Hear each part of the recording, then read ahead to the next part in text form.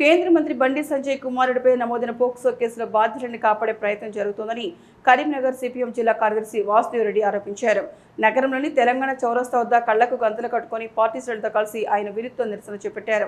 న్యాయం ఎటుపోతోందని ప్రశ్నించారు. సంజయ్ కుమారుడు తప్పు చేయనప్పుడు విచారణకు ఎందుకు సహకరించడం లేదని నిలదీశారు. ప్రధాని మోదీ సభలోని తన కుమారుడి గురించి సంజయ్ ప్రస్తావించిన విషయాన్ని గుర్తు చేస్తూ ఇప్పుడు ఈ వ్యవహారానికి భాజపాకు సంబంధం లేదనడం హాస్యాస్పదమన్నారు. కుమారుడిని పట్టించుకోలేదని సంజయ్ అనడం ఆయన బాధ్యత రాహిత్యానికి నిదర్శనమని విమర్శించారు. అధికారాన్ని అడ్డుపెట్టుకుని కేసును నీరుగార్చే ప్రయత్నం చేస్తున్నారని వెంటనే సంజయ్ను మంత్రి పదవి నుంచి బర్తరఫ్ చేసి పోక్సో కేసులో పారదర్శక విచారణ జరిపించాలని ఆయన డిమాండ్ చేశారు.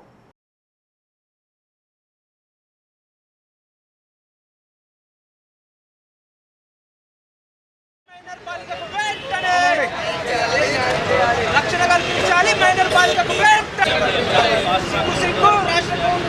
పట్టించుకోకపోవడం అరెస్ట్ చేయాలి. బండి బైరను వెంటనే అరెస్ట్ చేయాలి. బండి బైరను వెంటనే రాజ్యం ఇదే మీ రాజ్యం, దొంగల రాజ్యం, దోపిడీ రాజ్యం, ఇదే మీ రాజ్యం, ఇదే మీ రాజ్యం, దొంగల రాజ్యం, దోపిడీ రాజ్యం వారిందన్నారు. బాలికపైన అత్యాచారం చేసినటువంటి బండి సంజయ్ కుమారుడు బండి సాయి భగీరథను వెంటనే అరెస్ట్ చేయాలని చెప్పేసి సిపిఎం పార్టీ ఆధ్వర్యంలో ఈరోజు గీతాభవన్ చౌరస్తాలో నిరసన వ్యక్తం చేయడం జరిగింది.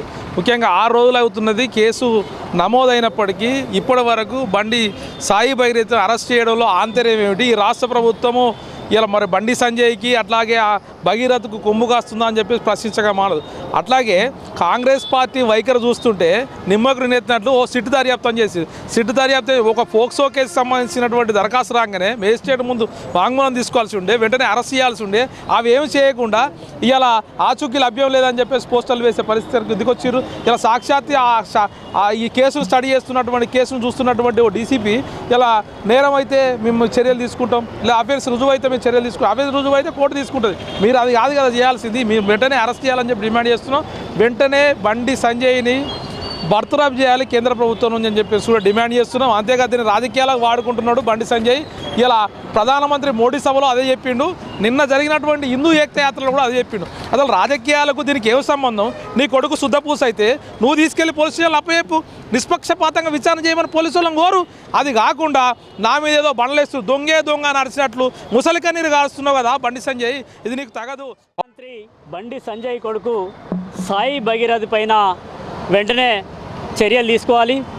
మైనర్ బాలికను వేధించి అత్యాచారం చేసిన సాయి భగీరథ్ పైన వెంటనే ఫాస్ట్ ట్రాక్ కోర్టు ద్వారా విచారణ జరిపించి రౌడీ షీట్ ఓపెన్ చేయాలి. ఇతని నేర చరిత్ర, నేర ప్రవృత్తి ఇదివరకే ఉంది. కాలేజీలో గొడవలు కావచ్చు, ఇదివరకు జరిగినటువంటి వారిపైన కూడా ఫ్రెండ్స్ పైన చేయి చేసుకోవడం కావచ్చు, అట్లాగే మైనర్ బాలికను వేధించి ఆ తర్వాత ఆమెపైనే అధికారాన్ని ఉపయోగించుకొని సంజయ్ని మనీ ట్రాప్ అని చెప్పి ఈరోజు హనీ ట్రాప్ అని చెప్పి కూడా ఈరోజు ఉల్టా కేసు పెట్టే విధంగా బండి సంజయ్ వ్యవహరిస్తూ ఉన్నాడు. కేంద్ర సహాయ మంత్రి హోం శాఖకు బండి సంజయ్ ఉన్నప్పుడు ఆయన కొడుకును హనీ ట్రాప్ చేస్తూ ఉంటే మరి అప్పుడే ఎందుకు కేసు పెట్టలేదు? 50,000 రూపాయలు ఇచ్చి చేతులు దులుపుకుందామని ఎందుకు ప్రయత్నం చేసిళ్ళు? అంటే ఇవన్నీ వాళ్ళు మనీ ట్రాప్ చేసిళ్ళు, ఇది హనీ ట్రాప్ కాదు. మనీతోటి సెటిల్ చేసుకుందామని చూసి మనీతోటి సెటిల్ కాకపోతే ఈరోజు అమ్మాయి పైన ఉల్టా కేసు పెట్టే విధంగా వ్యవహరిస్తున్నారు. అంటే పేదలకు ఒక న్యాయం, పెద్దలకు ఒక న్యాయమా? ఈరోజు బండి సంజయ్ అధికారాన్ని అడ్డం పెట్టుకొని కేసును నీరుగార్చే కుట్ర చేస్తూ ఉన్నాడు.